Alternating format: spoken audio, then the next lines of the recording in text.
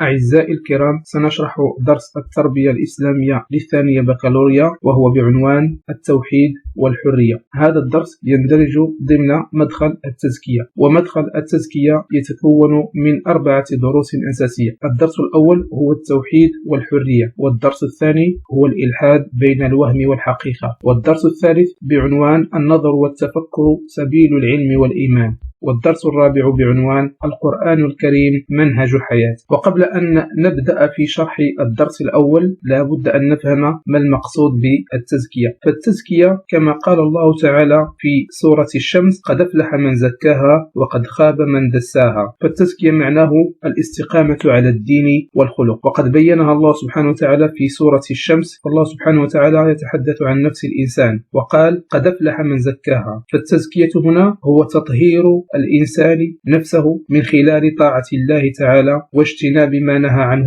واتباع أوامر الرسول صلى الله عليه وسلم، كما بينها لنا القرآن الكريم وكما بينها لنا رسولنا الكريم عليه الصلاة وأزكى التسليم. وقد خاب من دساها، أي أن الإنسان الذي لم يطهر نفسه فهو بذلك قد دساها، أي قد دنسها واتبع شهواته، وبذلك خسر الدنيا والآخرة. إذن هذا هو معنى التزكية، وهو الاستقامة على الدين وعلى الخلق لكي يتحقق قوله تعالى: قد أفلح من زكاها. إذن هذا هو المقصد من مدخل التزكية. وعنوان الدرس الأول هو التوحيد والحرية. فما المقصود بالتوحيد وما المقصود بالحرية؟ فالتوحيد معناه إفراد الله تعالى بالعبادة والاعتقاد بوحدانيته في ذاته وفي صفاته. أما الحرية فهو استقلال الإنسان من كل القيود التي تربطه بشهواته. وهنا التحرر من القيود معناه أن الإنسان له طاقة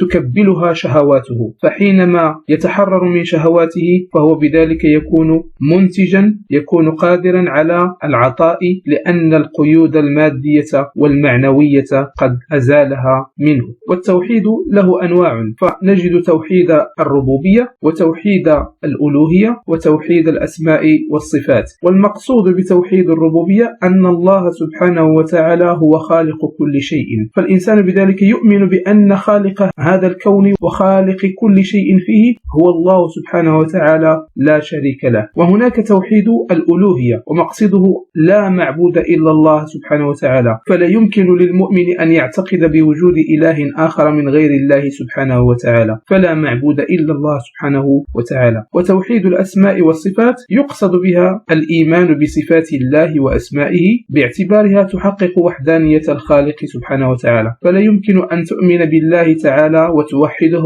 وأنت لا تؤمن بصفاته ولا تؤمن بأسمائه. وتوحيد الأسماء والصفات واجب على كل مؤمن، فتوحيد الله سبحانه وتعالى يكون بتوحيد الربوبية وتوحيد الألوهية وتوحيد الأسماء والصفات. وإذا حقق الإنسان معنى التوحيد سواء توحيد الربوبية أو الألوهية أو الأسماء والصفات فهو بذلك يحقق حريته. فالتوحيد هو الذي يجعل الإنسان حرا في حياته، بمعنى أن التوحيد يحقق الحرية. والحرية تكون في المعتقد وتكون في الفكر وتكون في السلوك. فالحرية في المعتقد معناه أن الإنسان يتحرر من الشرك والشعوذة، فحينما يحقق التوحيد فهو بذلك يتحرر من كل أنواع الشرك والشعوذة، لأن هذا الشرك والشعوذة دليل على نقصان إيمان الإنسان. فعندما يشرك بالله تعالى وعندما يستعين بالسحرة والمشعوذين فهو بذلك لا يحقق معنى التوحيد، وبالتالي فهو عبد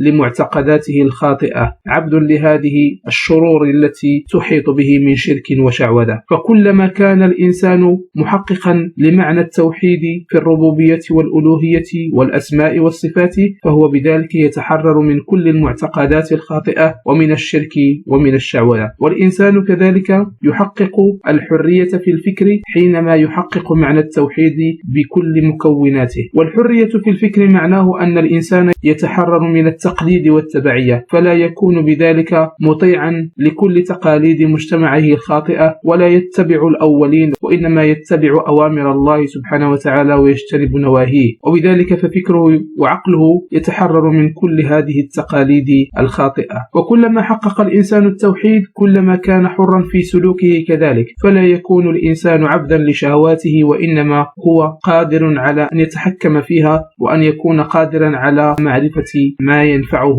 في الدنيا والآخرة. إذن فعلاقة التوحيد بالحرية هي علاقة تكامل وترابط، لأن حرية الإنسان لا تتحقق إلا بتوحيد الله سبحانه وتعالى، فبتوحيد الله سبحانه وتعالى يتخلص الإنسان من العبودية، سواء عبودية المعتقد أو عبودية الفكر أو عبودية السلوك. وبالتالي فالتوحيد يحرر العقل البشري من الشرك والأوهام، كما يحرر الإنسان الموحد من الخضوع لغير الله سبحانه سواء بالشرك أو الشعوذة، كما يحرر الإنسان من الخضوع لكل أنواع الشهوات التي قد تتحكم فيه إذا كان غير موحد لله تعالى. ثم أن الإنسان عندما يحقق التوحيد فهو بذلك يستطيع أن يبدع في تفكيره وأن يكون قادرا على أن لا يكون مقلدا لمجتمعه، وبذلك فالتوحيد يحقق معنى الحرية. إذن هذه هي أهم محاور درس التوحيد والحرية. شكرا على حسن استماعكم، ونلتقي في شرح الدرس الثاني بعنوان الإلحاد بين الوهم والحقيقة إن شاء الله.